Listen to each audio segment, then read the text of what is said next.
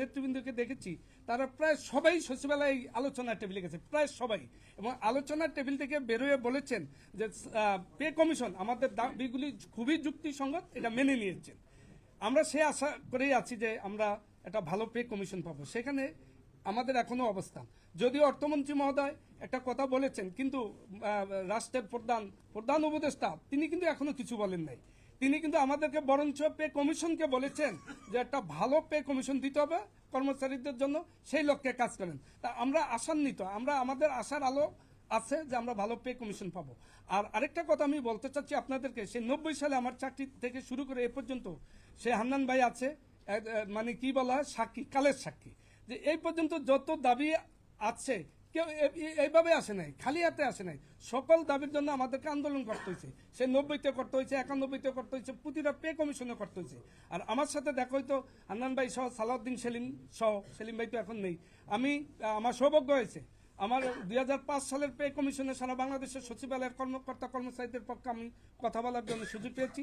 একটা চিঠি আছে সমন্বয় পরিষদের মহাসচিব সালাউদ্দিন সেলিম, বাংলাদেশ সচিবালয় কর্মকর্তা কর্মচারী সংযুক্ত পরিষদের মহাসচিব মোহাম্মদ আব্দুল খালেক, একই বৈঠকে আমরা পে কমিশনে 2005 সালে ছিলাম আর কি। তারপরে 2009 সালে ঠিক পে কমিশনে ছিলাম, 2015 পে কমিশনে ছিলাম, এবার আবার চতুর্থ পে কমিশনে আমার কথা বলার সুযোগ হয়েছে।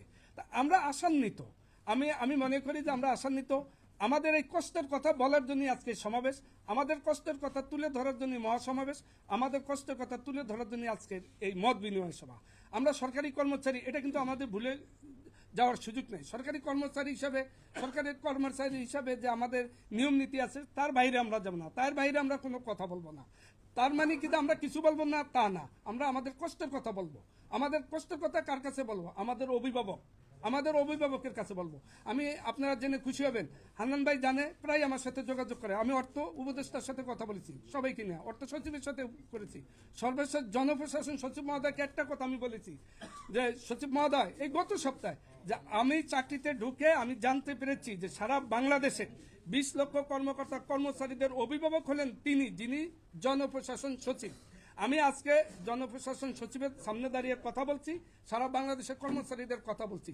আমার সাথে সচিবালয়ের নেতৃবৃন্দরাও এখানে ছিলেন, যে আপনি অভিভাবক, আপনি আমাদের নেতা, আপনার কাছে আমি এটা বলেছি 26 তারিখে, ওই দিন জনপ্রশাসন সচিব মহোদয় পে কমিশনের সচিবদের যে আলোচনা সভা ওনার ছিল। তো আমি বললাম যে আজকে আপনি 20 লক্ষ কর্মকর্তা কর্মচারীদের কথা বলতে যাচ্ছেন, আমরা অবশ্যই এই 20 লক্ষ কর্মকর্তা কর্মচারীদের অভিভাবক হিসাবে, জনপ্রশাসন সচিব হিসাবে, আমাদের লিডার হিসাবে, আমাদের নেতা হিসাবে আমাদের দুঃখের কষ্টের কথাগুলো তুলে ধরবেন। আমার সৌভাগ্য হয়েছে এই পর্যন্ত স্বাস্থ্য মন্ত্রণালয়, অর্থ মন্ত্রণালয়, পরিকল্পনা মন্ত্রণালয়, শিক্ষা মন্ত্রণালয়, শ্রম মন্ত্রণালয়, প্রবাসী কল্যাণ মন্ত্রণালয়, বিভিন্ন পর্যায়ে সহকারী সচিব, সিনিয়র সহকারী সচিব, উপসচিব হিসাবে কাজ করার, আবার স্বাস্থ্যতে। আমি এই কথাটা এই জন্য বলেছি, আমার 2টা মন্ত্রণালয়ের কথা খুব আমি কাছের কষ্ট দেখেছি। সেটা হলো প্রবাসী কল্যাণ মন্ত্রণালয়ের শ্রমিকদের কষ্ট, যারা রেমিটেন্স যোদ্ধা, তারা যে কত কষ্ট করে এই টাকাটা দেশে আনে। আর একটা সুযোগ হয়েছে শ্রম কর্মসংস্থান মন্ত্রণালয়ে চাকরি করার সুবাদে আমি বহুত শ্রমিক নেতাদের সাথে, বহুত শ্রমিকদের সাথে কথা বলার সুযোগ হয়েছে।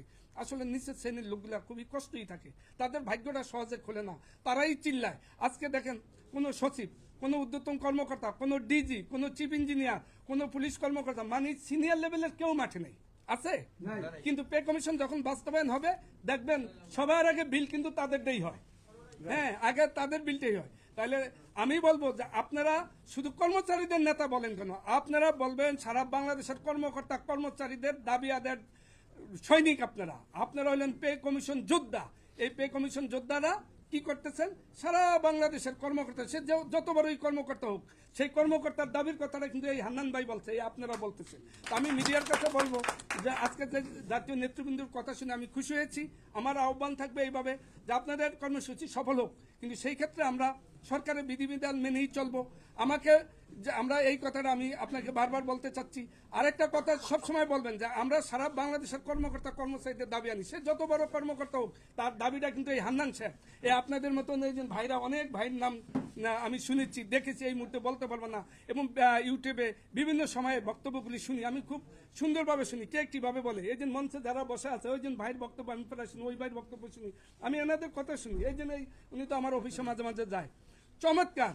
আপনারা খুবই চমৎকার কথা বলতে পারেন, খুবই চমৎকার যুক্তি তুলে ধরতে পারেন।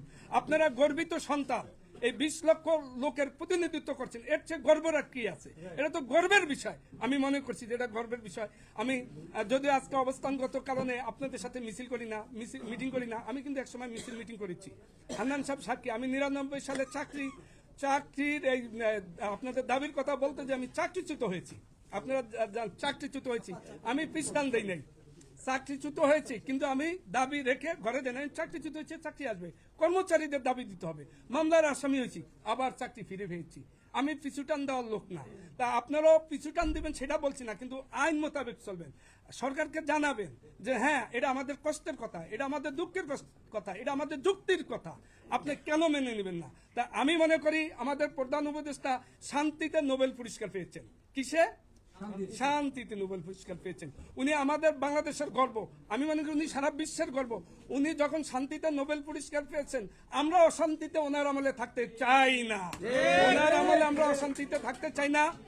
আমরা চাই সুন্দর একটা পে স্কেল, বৈষম্যহীন পে স্কেল।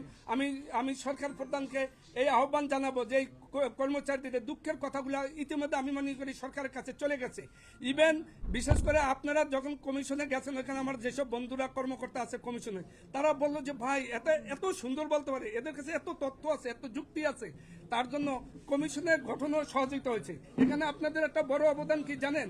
যে আপনারা যখন কমিশনে গেছেন না, কমিশনের কাছেও অনেক তথ্য ছিল না, আপনাদের দুঃখের কথা অত জানা ছিল না, কারণ তারা অনেক উপরের লেভেলের লোক, কিন্তু আপনারা বোঝাতে সক্ষম হয়েছেন যে আপনাদের সমস্যাগুলা কোথায়, আপনাদের সমস্যাগুলো কোথায়।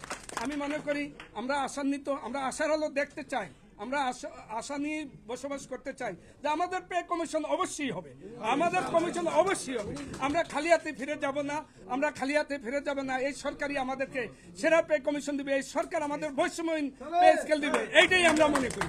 এবারের পে কমিশন হতে হবে সেরা পে কমিশন, কারণ আমাদের আশার আলো প্রধান উপদেষ্টা বাড়িয়ে দিয়েছে, আমাদেরকে আশার আলো দেখার সুযোগ করে দিয়েছে।